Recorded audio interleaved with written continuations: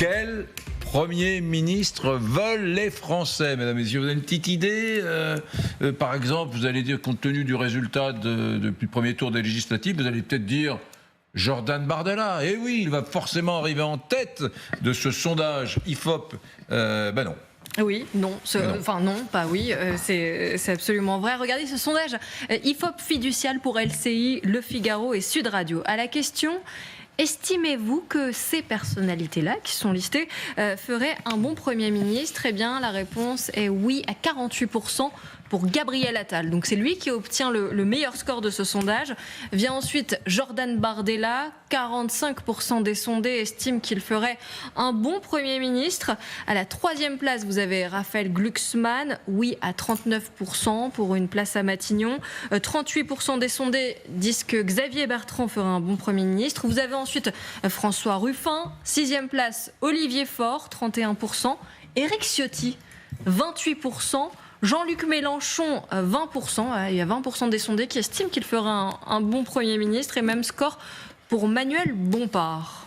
Voilà pour ce sondage. Vous êtes vous, Guillaume Roquette Guillaume Roquette, finalement, on a vu que Gabriel Attal ferait un bon Premier ministre. En tout cas, c'est celui qui arrive numéro 1 sur ce sondage. Mais pourquoi un score si bas alors pour le camp présidentiel au premier tour ?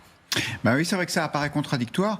Je pense que la raison, c'est que ce dont on parle depuis 3 jours, les désistements massifs, le barrage au Rassemblement national,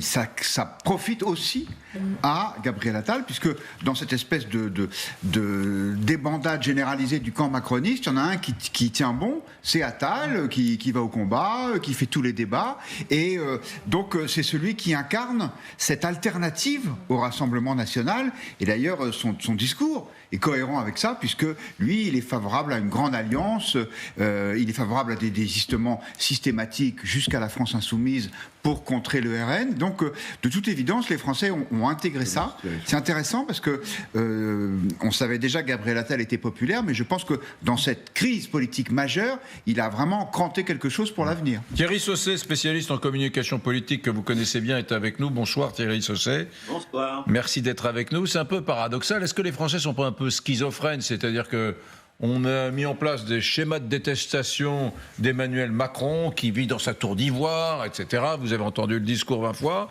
Et en même temps, son Premier ministre, Gabriel Attal, sa jeunesse, son passage au ministère de l'Éducation nationale, séduisent une majorité de Français.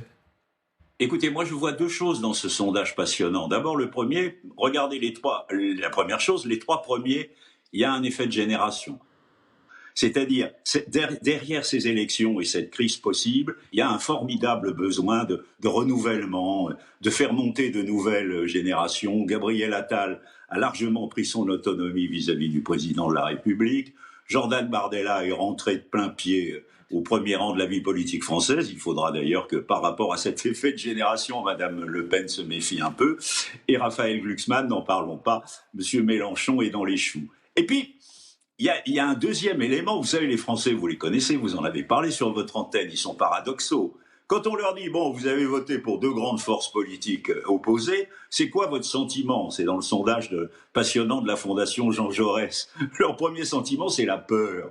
C'est-à-dire, les Français ont peur de leur propre vote, en quelque sorte. Et donc, ce besoin de sécurité, de gens apaisants, plus modérés, ça vaut pour Gabriel Attal.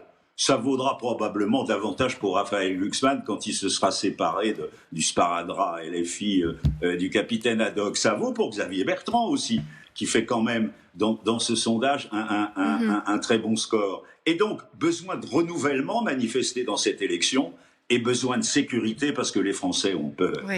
Thierry Sausset, 45% des sondés estiment que Jordan Bardella ferait du bon travail à Matignon. Est-ce que c'est parce qu'il a mené une bonne campagne, selon vous? C'est cette image rassurante qu'il a voulu donner? C'est celle dont vous parliez il y a un instant? Oui, bien sûr. Je crois qu'il est entré de plein pied dans la vie politique française. Il a plutôt ripolliné les images, évité un peu tout ce qui peut fâcher. En attendant, c'est sûr que pour l'instant, il n'est pas encore le préféré des Français. parce qu'il y a trop de polémiques, d'incertitudes autour de lui sur son expérience, sur la capacité à diriger un pays, à former un gouvernement, la fameuse peur qu'ont les Français, dont je parlais tout à l'heure et qui manifeste dans les sondages. C'est presque étonnant. Restez avec nous, bien sûr, hein, Thierry Saucez.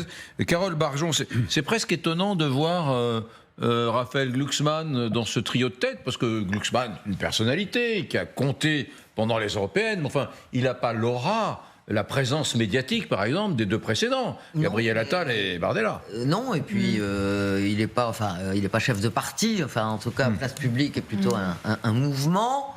Il est député européen, donc a priori, il n'est pas sur la politique nationale. Mais c'est vrai qu'il a marqué parce qu'il a fait franchement, il a fait une très bonne campagne européenne. Et du coup, il est dans le jeu. Et d'ailleurs, on voit bien qu'il a voulu être dans le jeu parce que il a soutenu la consigne du nouveau Front populaire, de barrage au Rassemblement national, y compris donc avec la France insoumise.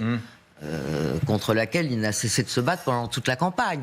Donc on voit bien que ce choix est un choix de quelqu'un qui veut faire de la politique plus tard, parce que sinon il serait parti à Strasbourg et voilà. Au passage, puisqu'on parle du cas Glucksmann, on va revenir sur notre sondage dans une minute, mais est-ce que dans des années, vous savez, dans les carrières des hommes politiques, il y a toujours des choses qu'on reproche, Sarkozy, Maastricht, etc., il y a toujours des traces, hein, n'est-ce pas ? Est-ce que lui, on ne lui dira pas dans quelques années pourquoi, après les européennes, vous vous êtes allié avec la France insoumise ? On ne va pas lui reprocher ça ? Je ne sais pas, parce que la politique, elle a ses lois. Et parfois, c'est triste à dire, mais parfois on fait des choix d'alliance. Après tout, François Mitterrand n'était pas communiste. Bon, il a fait un programme commun avec les communistes qui lui a permis d'accéder au pouvoir et d'ailleurs de les bouffer rapidement. C'est aussi la droite qui aura toujours quelque chose à reprocher à Raphaël Glucksmann. C'est pareil. C'est-à-dire qu'effectivement, rien dans la France insoumise ne correspond à ce qu'il exprime lui personnellement, mais il a fait un choix politique et électoral. Oui. Alors attendez, je vous passe le micro tout de réagir suite. sur la suite de ce sondage, parce qu'on est passé à des adjectifs entre le Rassemblement national et la France insoumise. Regardez la question qui a été posée. Qui vous semble le plus inquiétant ? Eh bien, c'est serré, mais la France insoumise semble la plus inquiétante, à 44%. Quel est le parti entre le Rassemblement national et LFI qui vous semble le plus attaché aux valeurs démocratiques ? C'est le Rassemblement national qui l'emporte, à 40%. Le plus proche des préoccupations des gens, c'est le Rassemblement national encore, à 43%. Qui vous semble avoir des dirigeants de qualité ? C'est aucun des deux, finalement. Ils sont tous les deux à 42, enfin c'est 42% qui l'emportent. Et qui vous semble le plus capable de trouver des solutions ? Là aussi, c'est aucun des deux, à 41%. Alors là, ça c'est très intéressant. Vous avez compris, mesdames, messieurs, hein. À gauche de votre écran, c'est le logo du RN. Au milieu, c'est la France insoumise. À droite, c'est la majorité présidentielle. C'est quand même délirant. C'est aucun des deux. C'est aucun des deux. Aucun des deux. Aucun des deux. C'est aucun des deux. Aucun des deux mouvements. Qui semble avoir des dirigeants de qualité. Donc il n'y a pas de majorité présidentielle du tout. C'est très. Comparatif. Il faudrait que je prépare un peu mieux les émissions. Comparatif RN et LFI. En tout cas, ce qui retient notamment notre attention, c'est que le parti le plus inquiétant, selon ce sondage, c'est la France insoumise. Et oui. Même si c'est serré entre les deux. C'est serré, on le voit. C'est extrêmement frappant parce que ça objective le fait que le diable a changé de camp quelque part. Des cadres socialistes me disaient encore, finalement, Marine Le Pen a mis 30 ans pour faire oublier l'œuvre de son père, le point de détail, se dédiaboliser, se normaliser. Eh bien, à l'inverse, Jean-Luc Mélenchon a eu une trajectoire de diabolisation éclair. Par sa volonté de conflictualité permanente, de tout conflictualiser, des slogans comme « abattre la citadelle », Et encore dernièrement, le fait de sourire au slogan un flic tué, un vote RN en moins, il inquiète les Français. Il a ce profil inquiétant, qui est un profil bien plus inquiétant que celui qu'on lui connaissait par le passé. En 2019, on avait vu cet homme qui perdait ses nerfs, cet homme tempétueux au moment de la perquisition au siège de la France Insoumise, au moment aussi, bien sûr, de la marche contre l'islamophobie. Il y avait à ce moment-là des stigmates. On se demandait si, dorénavant, Jean-Luc Mélenchon n'avait pas atteint un plafond de verre. Puis arrive 2022, il arrive à faire 22%, mais là, il y a un changement de nature. Avec le procès et le soupçon d'antisémitisme, il y a eu un changement de nature à la faveur de ces élections européennes, et on le voit aujourd'hui, Jean-Luc Mélenchon, parce qu'il est l'émetteur le plus fort à gauche, inquiète au point d'en faire oublier la nature du Rassemblement national.